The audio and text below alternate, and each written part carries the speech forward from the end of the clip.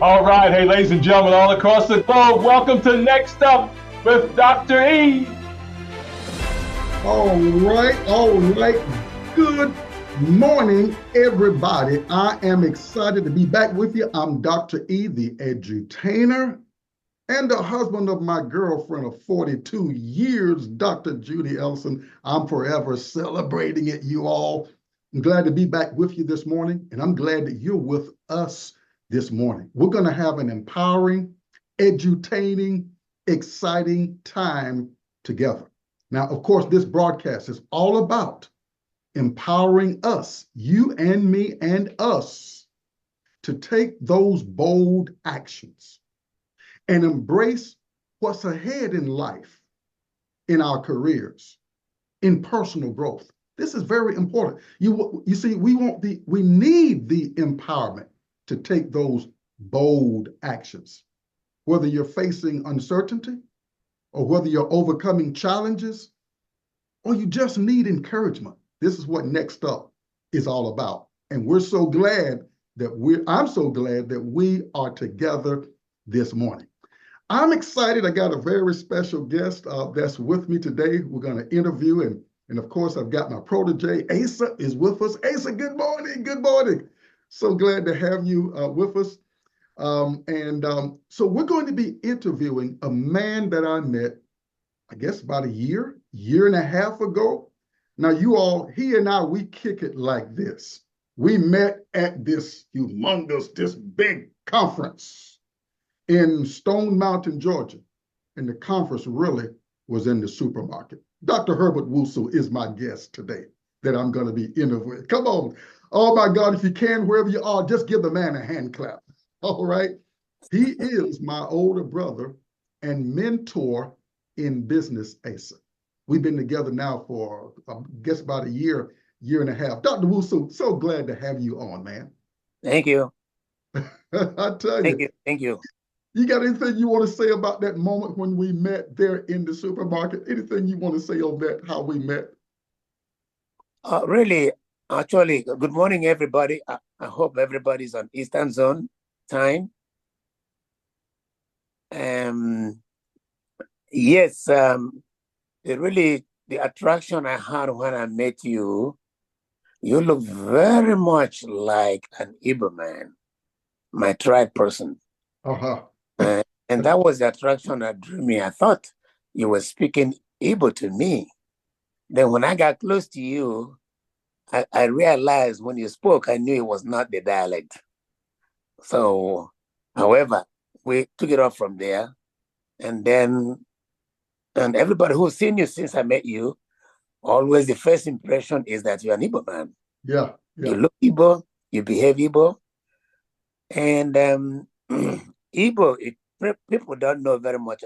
Some people who don't know very much about the Igbos, they call us the Jews of Africa. Wow, the Jews of Africa. The Jews of Africa. I can say from Nigeria. You know, we're from the former breakaway Biafra that fought the war with Nigeria from 1967 to 1970. Wow. And I'm glad you mentioned that because I was going to mention that Igbo part. So share with us a little bit about your evolution and you being a part of the Igbo tribe and, stuff that we've talked about of your history past or your background. Yes, I understand that the Igbos have suffered tremendously in Nigeria. In fact, it's a tribe that has suffered unlike any other tribe in Africa. And I think that stems from the fact that the British never liked us very much. They thought we were too aggressive, too highly resourceful people, so they don't like us. Like, for example, during that war, the war lasted for 3 years. And we had to fight the war with our homemade weapon. We produced a weapon and fighting that war for 3 years. Russia and Britain fought on the Nigerian side. You see? So I think the fear that we could be a very powerful force to reckon with in the future in Africa, they did not like us at all. So the Igbos are very intelligent, business-minded folks. Am I correct with that? Highly. When you hear Kamala Harris said two key things in this election period. She talked about opportunity economy. She also talked about apprenticeship, okay, on the sideline. The concept of apprenticeship came from the Igbos. Whereas during our higher school days, not everybody is geared towards academics, okay? Mm-hmm. We do go to higher school in those days, 5 years, I go to higher school. Those of the Igbos who are not very academically minded, they will go to an apprenticeship program whereby the master will keep them for 5 years. They pay to learn the trade for 5 years. They will live with their master, okay? And after 5 years, while you're graduating from higher school, they're also graduating from apprenticeship program. Wow, wow. That's why if you see everywhere you go today in the world, everywhere you see Igbos, they are traders. The best traders you can get in Africa are Igbos. Wow. Now, we're talking today about passing the baton. Yeah. And you understand why as we continue in this interview. You all, for those that know me at any length, I love the baton. And this man is passing the baton today concerning business and health. And you'll understand that in a few more moments. Now, for those that are watching live or the desire to watch live, you can go to facebook.com/Kevin, Kevin .a.Vaughn, VAUGHAN.7. Once again, that is facebook.com/Kevin, KEVIN.A.Vaughn. That is VAUGHN.7 for those of you that are on my Facebook and want to be able to watch this live. And by all means, I'm encouraging everybody to subscribe to my YouTube channel. All right. So going back, Dr. Wusu, so you're of the Igbo tribe. You've been a businessman for a number of years. Talk about how you were able to operate in business and give us some points to business people, how you can have longevity in business. Well, you know, we by origin are business people. Okay, and then if you look at Africa as a whole, also Africa is originally, all the problems that you have in Africa today normally didn't arise until the colonialists came into our society. Okay, business comes from mainly Igbos, trading oriented, highly trading oriented. But as we advance right now, we're trying to copy what you have in United States here. Like what we're doing right now with Discover Africa and Opportunity USA is transfer of US technology through micro enterprise development to create African middle class, because there is no middle class in Africa. So we're trying to create that middle class. And that's where America comes into play in what we're trying to develop in Africa. Wow. Wow. So you, by profession, you're retired now. Yes, right? I'm retired. By profession, could you tell us about your world and your profession in those days? Yeah, well, my background is in operations research. I trained in Germany. I went to college in Germany, England, and then here in the United States. Okay, in all three cases where I had my undergraduate program, University of Maryland, Freie University Berlin, University of Kent in Canterbury, and University of Arsenal in Birmingham, England. Now, in the process, I became doing management engineering consulting, consulted with the Nigerian government, Democratic Republic of Congo, Kenya, South Sudan, and then ECOWAS, which is Economic Community of West Africa. Now you all see why I said he's my older brother and my business consultant. Listen to all the experience that this man has had in business. And you were the president of the Nigerian Chamber of Commerce as well? Yeah. Yes, I was, for 7 years, I was the president of American Nigerian Chamber of Commerce here in Atlanta, Georgia. Wow. Wow. A wealth of experience. Give us a little bit, Dr. Wusu, about what life is today versus what it was in your early years. Could you talk to us about differences that you might see? And we've talked at length about the strength of community, you know, from a Nigerian African culture. Could you talk a little bit about how life is today from your perspective versus what it was earlier? Well, it cannot. There's no comparison. Trying to what life is today and what life was in the '60s when I grew up. So it can, even here in the United States, the '60s cannot compare with the present 21st century. So it's a big difference. It's just like night and day, you know. And Nigeria, Africa has developed tremendously, just like a good number of us are here in the United States. So there's this level of acculturation and exposure to the United States business culture and environment. So there has been a tremendous change in our attitude, and that is exactly why I mentioned the transfer of US technology through micro enterprise development to develop African middle class. We never had anything like that before. Okay, during the time of Kennedy, it was fascinating. It was a very exciting thing to see a lot of the youth service people who came from the United States at the time during the '60s who worked in Africa.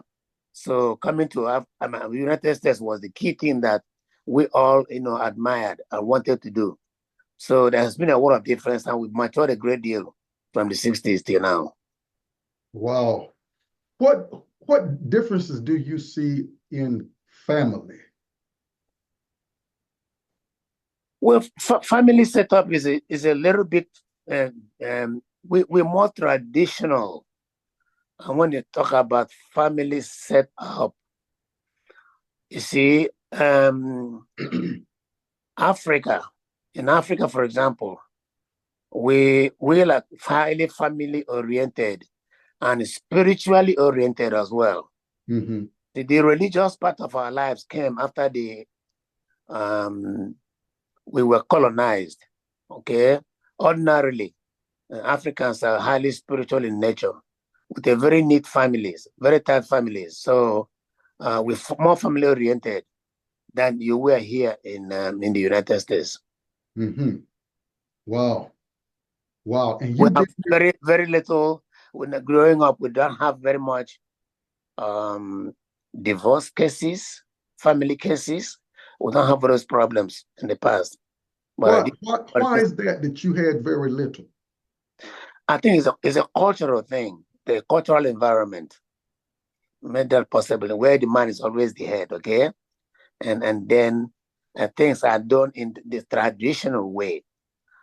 Before the colonization, most of the details that you have in the 10 commandments or 12 commandments is already existent in our culture, in my culture, for example.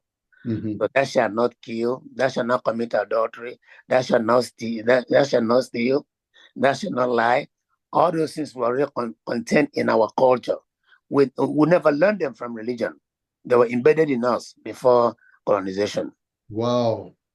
So those were the fundamental principles of our culture. And then we lived with that. And up to today also, the acculturation part of it has made it difficult for people to stay married and then stay married for a long time. Gotcha. Now, you and I have talked at length, and our time is slipping away. We've talked at length, and I'm going to come back to the business, to Discover Africa. We want to talk about that just a little bit more in the end. But I thought I was doing well health-wise with my regimens, my protocols. But man, you do stuff that people in their 30s, some in their 20s don't do. Could you talk to us about, because you're in your mid-70s and so forth, right? Yes. Talk to us about some of the things that you do, because you don't look it.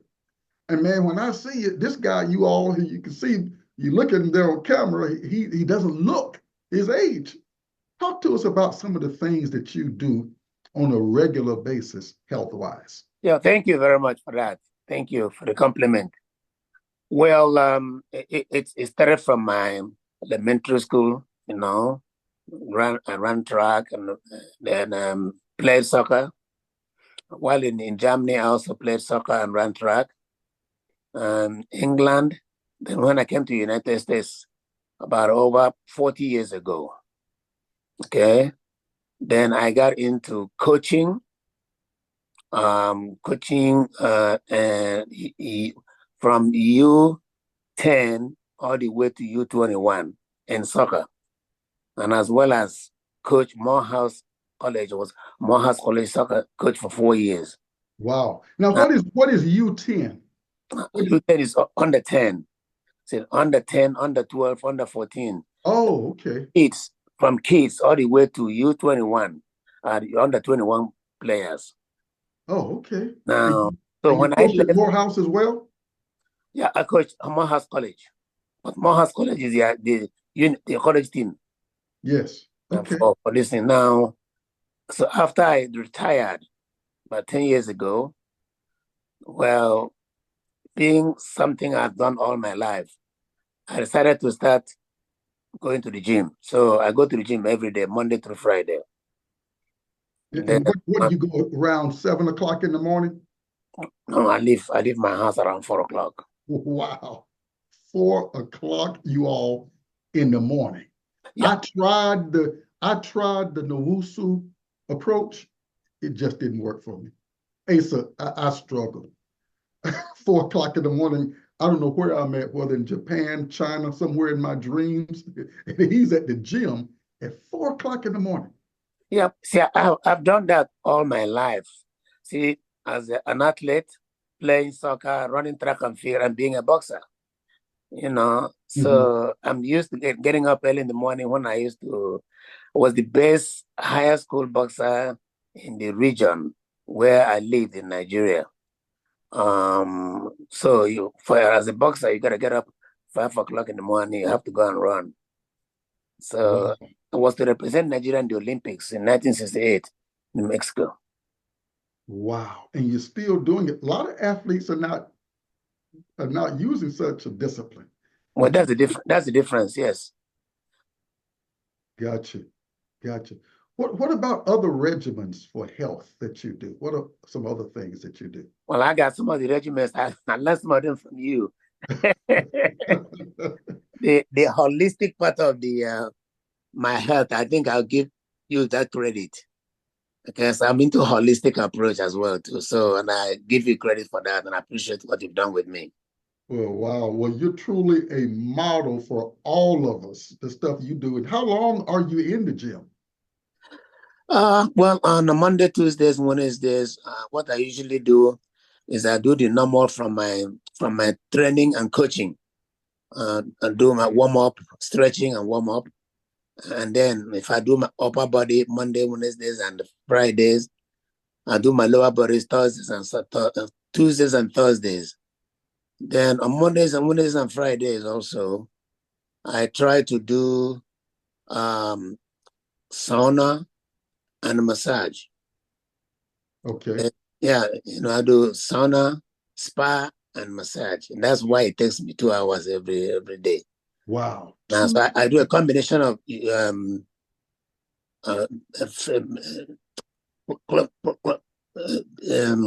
LA Fitness. So LA Fitness has sauna and spa. Wow, 2 hours. Yes. Man, how long have you been doing this? Over 20 years. 4 o'clock in the morning. Oh no, before I used to go 5 o'clock, but now I do from 4 o'clock. Wow, Asa, you hear that? Yeah, because I had to add a Planet Fitness. Planet Fitness has a massage, bed and chair massage. So I use that on alternative days. So I do LA Fitness and Planet Fitness. Yeah. Now, Asa, I'd probably, when I hit the massage, they'd probably be taking me out because I'd probably be sleeping. That time in the morning, rest assured. But I can tell you for my age, okay, before I started getting very much used to 2 hours, I could be having neck issues, shoulder issues. Okay. Now, I don't have any of those problems anymore. Wow. Okay. My ability to move, I'm very agile, quicker. In fact, guys who are about 60 years old are amazed when they see me in the gym. They think I'm about 60 years old. I said no. I'm in my mid to late 70s. Oh my God, man. Yeah, when I first saw you, I'm like, and you told me somewhere around your age there, I'm like, no way, no way, impossible. But look, we got our time has definitely slipped away, and I want Asa to have opportunity to ask a question. Tell us a little bit more about Discover Africa. And I'm glad to be a part of this project with you. Tell us about that. Well, primarily Discover Africa, like I said, if you listen to what Kamala Harris has been talking about in our campaign, we want to is transfer of U.S. technology through micro enterprise development to create African middle class. Okay, and then we want to do that to benefit the youths also in the United States. It's 60-40 that we have made it so that the Americans will have 40% of our whatever we're doing in Africa, and the Africans will get 60%. Now, you know too well that Africa has not developed because our leaders have been compromised, bribery and corruption. Now, we've not had enough of American interest in Africa. We want to encourage Americans to come to Africa. They're worried about the bribery and corruption, but our program minimizes the bribery and the corruption. So if we can encourage Americans to partnership with us, we want to develop the youths and women. Primarily, that's what we're doing, and we're succeeding. Wow, wow. And your plans also is for something here in America as well, right? Yes, that's what I said. 40% is an American thing. Okay, the 60% will belong to the Africans on that split, 60-40 split. What a unique way to partner and to empower.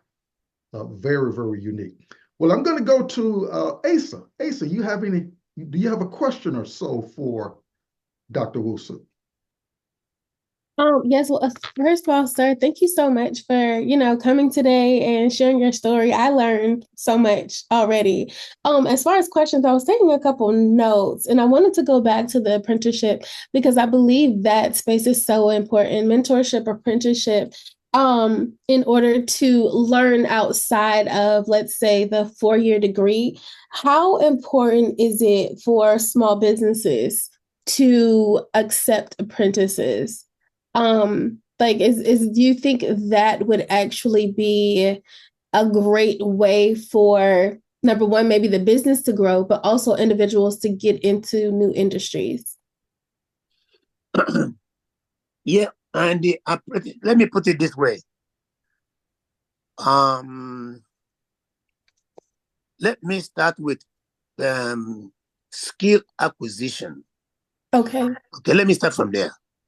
Now, the apprenticeship program will be an integral part of the apprenticeship program. Apprenticeship program will be an integral part of skill acquisition. So, skill acquisition, where do we get that concept from? Is here in the United States. Okay? Now, and we then forward to entrepreneurship. Okay? So, when you train people, give them skills, then you want to also let them progress, some of them, not all of them, to entrepreneurship. That is what creates the jobs. Okay? That's how America grew up with that 8A set-aside program, small business concept. That's why America is the way it is today. The strength of America comes from the middle class. Like I pointed out to you, I said I was a soccer coach and coached Morehouse College. Now, in the soccer concept, in the philosophy of soccer, what wins the game for you is the middle field. And the middle field is like the middle class in economy, the economic side. So the America people admire the US today because of the strength of the middle class. And that's what Camilla is always emphasizing on. That's what she says she's going to strengthen, even though it's already there. But she wants to pay a lot more emphasis on there. That's why I'm excited about what she's doing right now. And I wish I can have time to see her. Because what she's doing, we can duplicate it in Africa. And Africa, with all the wonderful resources that we have, in mineral resources, in agricultural resources, and then it is going to benefit the US companies here who would be a part of that development program, but through their mentorship, training, and retraining program. See, it's not something I can discuss fully here. It's a wonderful concept that we think the US need to know Africa. They don't know Africa. They don't know Africa. If they know Africa, most of the unemployment we have here in the United States will be eradicated. But it's a space there, especially the African Americans. Wow, wow, wow. Well, our time has slipped away. Asa, I know you probably got a few more questions, but our time has truly slipped away. I want you all to subscribe to the channel, all right? To our Next Up YouTube channel. And I want to say thank you, Dr. Wusu, for coming on, sharing your wealth of knowledge. Again, this podcast today was all about passing the baton in his 70s, at his age, doing what he's doing. Business consultant and guru. You want to stay connected. You'll find out more. You'll be hearing more about Dr. Herbert Wusu. Well, our time is up. Oh my God, I've enjoyed being with us, Asa, as well. We look forward to seeing you next time on Next Up, as we together dream about, think about, plan, and take those bold steps into our next. See you next time. Ladies and gentlemen, all across the globe, you've been on Next Up with Dr. E and his wonderful guest today. Have a great day, and don't forget to share this out on your social media platforms. Have an awesome day.